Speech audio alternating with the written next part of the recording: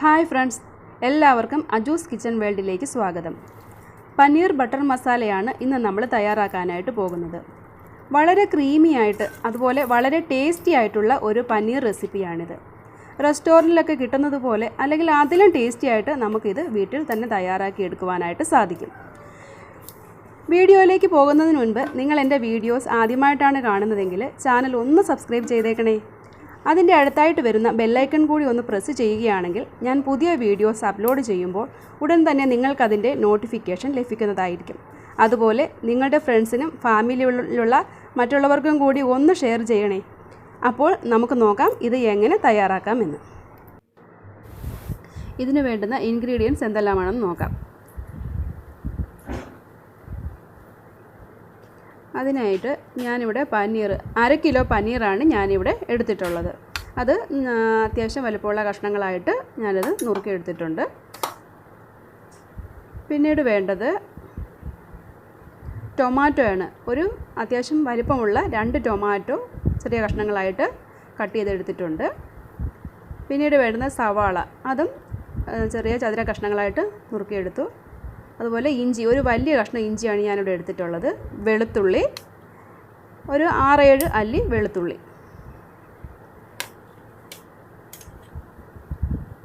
ഇനി വേണ്ടുന്ന മസാല ഐറ്റംസ്: മുളക് പൊടി ഒരു 3 ടീസ്പൂൺ മുളക് പൊടി എടുത്തിട്ടുണ്ട്, കാശ്മീരി മുളക് പൊടിയാണ്. മല്ലിപ്പൊടി 2 ടീസ്പൂൺ, മഞ്ഞൾപ്പൊടി 1/2 ടീസ്പൂൺ, ജീരകപ്പൊടി 1/2 ടീസ്പൂൺ. ഇനി വേണ്ടുന്നത്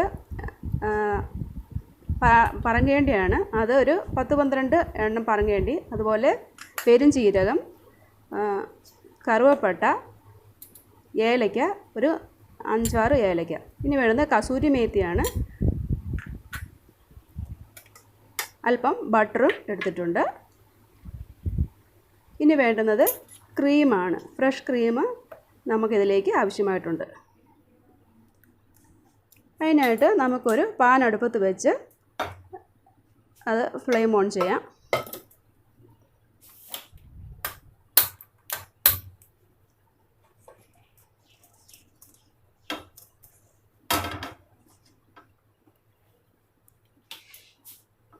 പാൻ നന്നായിട്ട് ചൂടാകുമ്പോൾ നമുക്കതിലേക്ക് അല്പം ബട്ടർ ചേർത്ത് കൊടുക്കണം.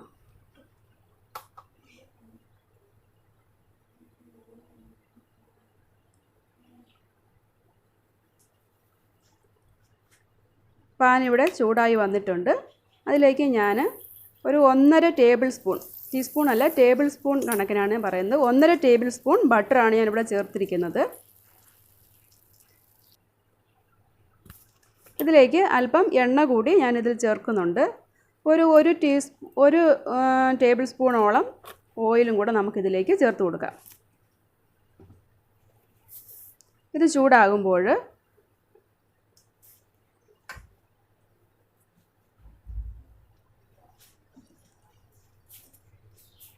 നമുക്ക് ഇതിലേക്ക് പെരുംജീരകം, 1 ടീസ്പൂൺ പെരുംജീരകമാണ് ഞാനിവിടെ എടുത്തിരിക്കുന്നത്.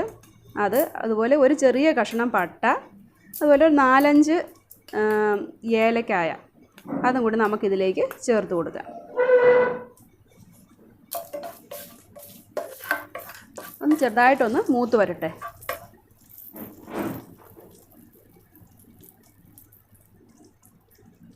പിന്നെ ഇതിലേക്ക് നമുക്ക് നമ്മുടെ ഇഞ്ചിയും വെളുത്തുള്ളിയും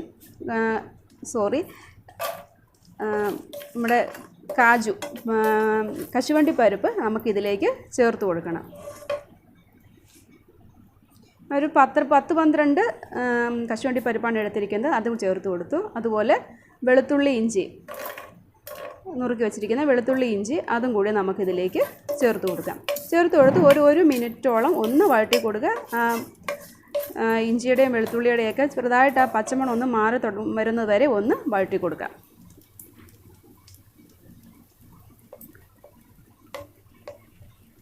ഇനി നമുക്കിതിലേക്ക് സവാള, ഞാൻ 2 വലിയ സവാളയാണ് എടുത്തിരിക്കുന്നത്, അത് കൂടി ഇതിലേക്ക് ചേർത്ത് കൊടുക്കാം.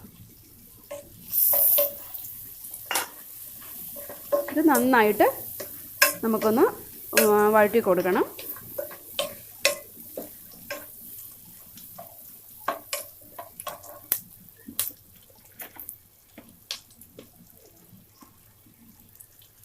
അല്പം ഉപ്പും കൂടി ചേർത്താൽ പെട്ടെന്ന് സവാള അങ്ങ് വഴന്ന് കിട്ടും. ഇപ്പം ഞാൻ 2 മിനിറ്റോളം സവാള ഇട്ടിട്ട് വഴറ്റി കൊടുത്തിരുന്നു. ഇപ്പോൾ അത്യാവശ്യം നന്നായിട്ട് വഴണ്ട് വന്നിട്ടുണ്ട്. ഇനി ഇതിലേക്ക് നമുക്ക് ടൊമാറ്റോ ചേർത്ത് കൊടുക്കണം. 2 വലിയ ടൊമാറ്റോയാണ് ഞാൻ എടുത്തിരിക്കുന്നത്. അതും കൂടെ നമുക്കിതിലേക്ക് ചേർത്ത് കൊടുക്കാം.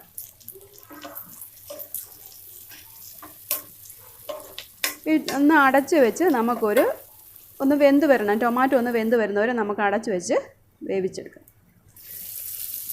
ഇപ്പം ടൊമാറ്റോ നന്നായിട്ട് കുക്കായി വന്നിട്ടുണ്ട്. നമുക്ക് കാണാം ടൊമാറ്റോ നന്നായിട്ട് കുക്കായിട്ടുണ്ട്.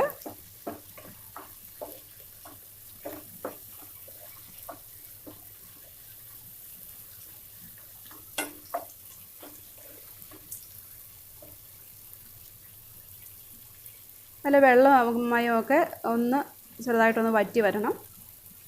ഇനി ഇതിലേക്ക് നമുക്ക് അത്യാവശ്യം നന്നായിട്ട് അത് വെന്ത് ഇതെല്ലാം വെള്ളമെല്ലാം വറ്റി വന്നിട്ടുണ്ട്. ഇതിലേക്ക് നമുക്ക് മസാലകൾ ചേർത്ത് കൊടുക്കാം.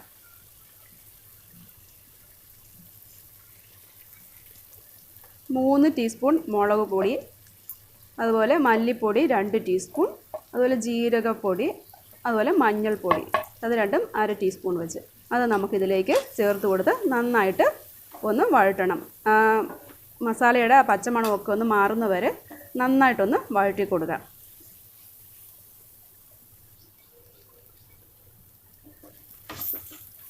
ഒരു 1-2 മിനിറ്റ് മതി. അത്രയും സമയം കൊണ്ട് തന്നെ അതിൻ്റെ പച്ചമണമെല്ലാം നന്നായിട്ട് മാറിക്കോളും.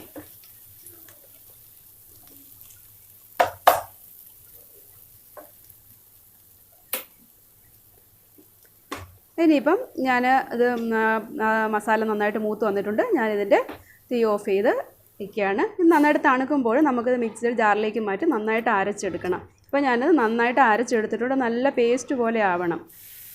അപ്പോൾ ഇങ്ങനെ നന്നായിട്ട് അരച്ചെടുത്തിട്ടുണ്ട്. നമുക്ക് ഇതേ പാനിൽ തന്നെ നമ്മൾ വഴറ്റി അതേ പാനിൽ തന്നെ നമുക്ക് ഇത് ബാക്കി ചെയ്യാവുന്നതാണ്. ഞാൻ ആ പാനിലേക്ക് തന്നെ ഈ അരച്ച പേസ്റ്റ് മാറ്റിയിട്ടുണ്ട്.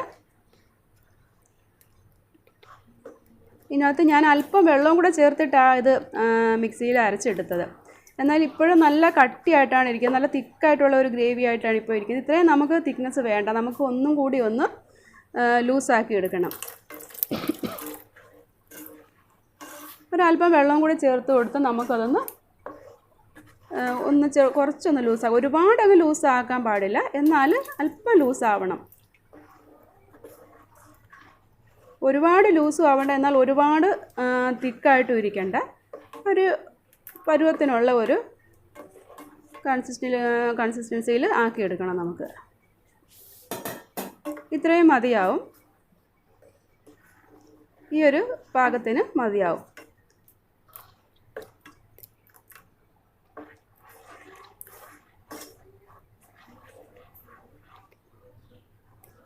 ഇത് നമുക്കൊരു നന്നായിട്ട് അടച്ചു വെച്ച് കുറച്ചേറെ നേരം നമുക്കിത് കുക്ക് ചെയ്തെടുക്കണം. ഈ സമയത്ത് നമുക്ക് ഇതിനകത്ത് ആവശ്യത്തിനുള്ള ഉപ്പ് ഒക്കെ നമുക്ക് ഈ സമയത്ത് നമ്മൾ ചേർത്ത് കൊടുക്കണം.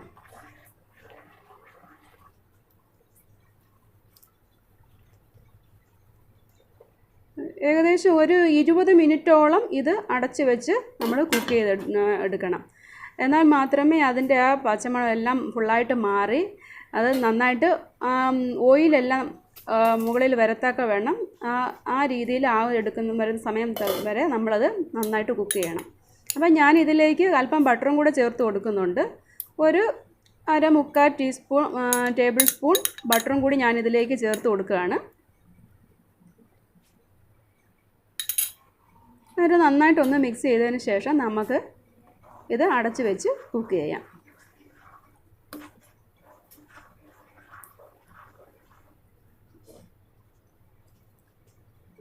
അടച്ച് വെച്ച് വേണം കുക്ക് ചെയ്യാനായിട്ട്. ഇത് തിളച്ച് കഴിഞ്ഞാൽ ഫ്ലെയിം അല്പം കുറച്ച് വയ്ക്കണം.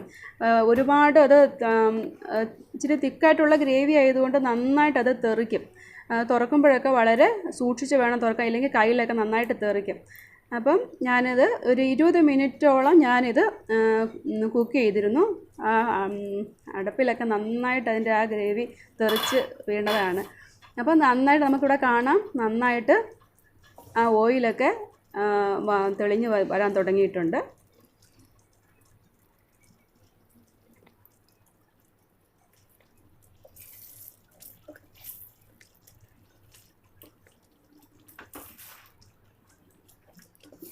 ആ വെള്ളമൊക്കെ വറ്റി നമുക്ക് കറക്റ്റ് പാകത്തിനായിട്ട് വന്നിട്ടുണ്ട്.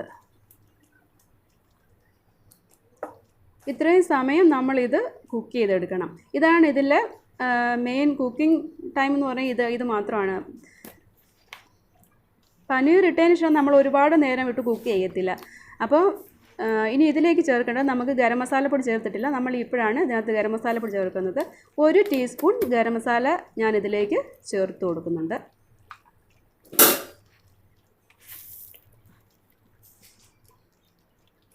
ഇനി ഇതിലേക്ക് വേണ്ടുന്നത് അല്പം ഷുഗറാണ്. ഞാനിവിടെ ഒരു 1.5 ടേബിൾ സ്പൂൺ ഷുഗർ ഇതിലേക്ക് ചേർത്ത് കൊടുക്കുന്നുണ്ട്. പനീർ ബട്ടർ മസാല എന്ന് പറഞ്ഞാൽ ഒരു ചെറിയ സ്വീറ്റായിട്ടുള്ള ഒരു ഡിഷാണ്. ഒരു ചെറിയൊരു സ്വീറ്റ്നെസ് വേണം ആ ഡിഷിന്, എന്നാൽ മാത്രമേ അതിൻ്റെ ഒരു പെർഫെക്റ്റ് ടേസ്റ്റ് വരികയുള്ളൂ. അതിനായിട്ട് ഞാനിവിടെ ഒരു 1.5 ടേബിൾ സ്പൂൺ ഷുഗർ ഇതിലേക്ക് ആഡ് ചെയ്ത് കൊടുക്കുന്നുണ്ട്. നമുക്ക് നന്നായിട്ടൊന്ന് മിക്സ് ചെയ്തെടുക്കാം. ഇനി നമുക്ക് ഇതിലേക്ക് വേണ്ടുന്നത്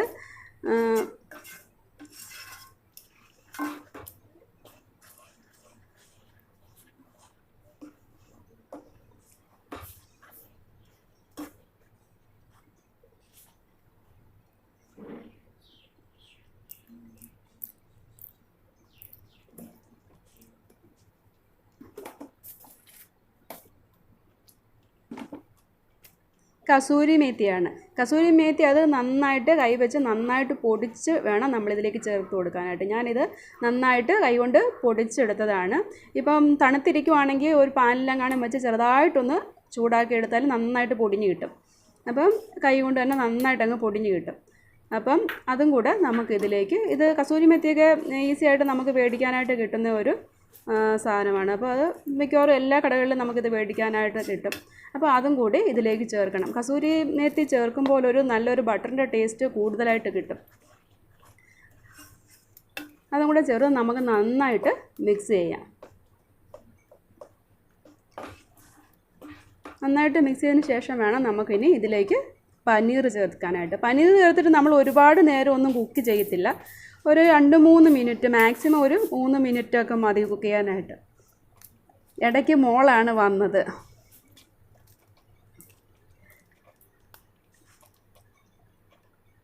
അവളുടെ പഠിത്തത്തിൽ എന്തോ ഡൗട്ട് ചോദിക്കാനായിട്ട് വന്നതാണ്.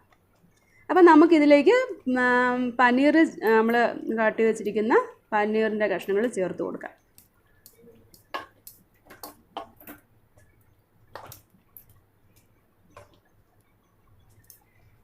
പനീർ നമ്മൾ ചേർത്തതിന് ശേഷം ഒരു 2-3 മിനിറ്റ്, മാക്സിമം ഒരു 3-4 മിനിറ്റ്, അതിൽ കൂടുതലൊന്നും കുക്ക് ചെയ്യരുത്. ഒരുപാട് കുക്ക് ചെയ്താൽ ഈ പനീർ അങ്ങ് കട്ടിയായിട്ട് പോകും. അപ്പം ഒരുപാട് കുക്ക് ചെയ്യാതിരിക്കുന്നതാണ് എൻ്റെ അഭിപ്രായത്തിൽ. പനീർ ഒരുപാട് കുക്ക് ചെയ്യാതെ നമുക്ക് പച്ചയ്ക്ക് വേണമെങ്കിലും കഴിക്കാൻ പറ്റുന്ന ഒരു സാധനമാണ്. അപ്പം ഒരുപാടിട്ട് കുക്ക് ചെയ്യേണ്ട ആവശ്യമൊന്നുമില്ല. അതുപോലെ ഇത് പനീറെന്ന് പറഞ്ഞാൽ വളരെ ഹെൽത്തി ആയിട്ടുള്ള ഒരു സാധനമാണ്. ഇത് നമ്മൾ കുഞ്ഞുങ്ങൾക്കൊക്കെ കൊടുക്കാൻ പറ്റിയൊരു ഫുഡാണ് പനീറെന്ന് പറയുന്നത്. നമ്മുടെ ഫുഡിലത് ഉൾപ്പെടുത്തേണ്ട ഒരു ഐറ്റമാണിത്. ഒരുപാട് നന്നായിട്ട് പ്രോട്ടീനായിട്ടുള്ള ഒരു ഐറ്റമാണ്, ഒരു ഫുഡാണ് പനീർ എന്ന് പറയുന്നത്. നോർത്ത് ഇന്ത്യയിലൊക്കെ വളരെ കോമൺ ആയിട്ട് എല്ലാവരും യൂസ് ചെയ്യുന്ന ഒരു ഐറ്റമാണ്. ഇനി ഇതിലേക്ക് നമുക്ക് ഒരു അല്പം ക്രീം ചേർത്ത് കൊടുക്കണം. ഒരു 2 ടേബിൾ സ്പൂൺ ക്രീമും കൂടെ നമുക്കിതിലേക്ക് ചേർത്ത് കൊടുക്കണം.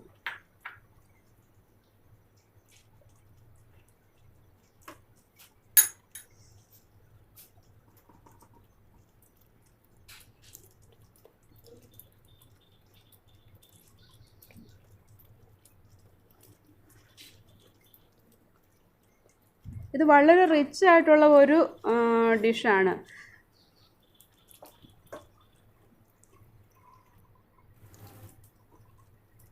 പഠിക്കുന്ന കുഞ്ഞുങ്ങൾക്കൊക്കെ ഈ പനീർ കൊടുക്കുന്നത് വളരെ നല്ലതാണ്.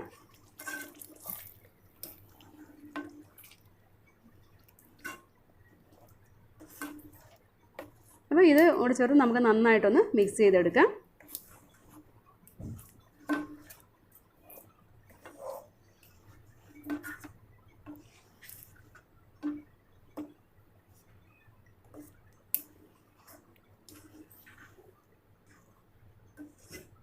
ഈ പനീർ ബട്ടർ മസാല എന്ന് പറയുന്നത് വളരെ ടേസ്റ്റി ആയിട്ടുള്ള ഒരു ഡിഷാണിത്.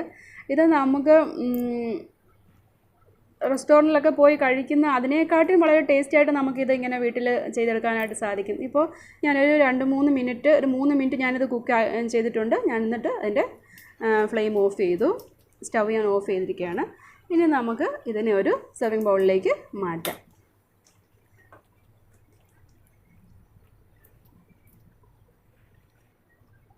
ഇത് നമ്മുടെ റൈസിൻ്റെ കൂടെ ഏത് തരം റൈസിൻ്റെ കൂടെ ആയാലും അതുപോലെ റൊട്ടി, പൂരി ഏതിൻ്റെ കൂടെ വേണമെങ്കിലും ഒരു സൈഡ് ഡിഷാക്കി എടുക്കാവുന്ന ഒരു ഡിഷാണ്, ഒരു റെസിപ്പിയാണിത്.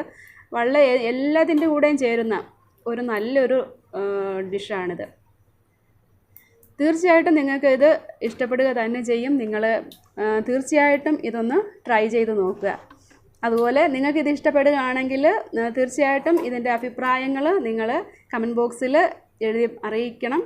അതുപോലെ എന്തെങ്കിലും ഡൗട്ട് ഉണ്ടെങ്കിലും കമൻറ്റ് ബോക്സിൽ നിങ്ങൾ എഴുതി ചോദിക്കുകയാണെങ്കിൽ ഞാനതിൻ്റെ ആൻസർ നിങ്ങൾക്ക് തരുന്നതായിരിക്കും. അപ്പോൾ വീണ്ടും ഒരു നല്ല പുതിയൊരു വീഡിയോയുമായിട്ട് വീണ്ടും കാണാം. അതുവരേക്കും എല്ലാവർക്കും ബൈ ബൈ.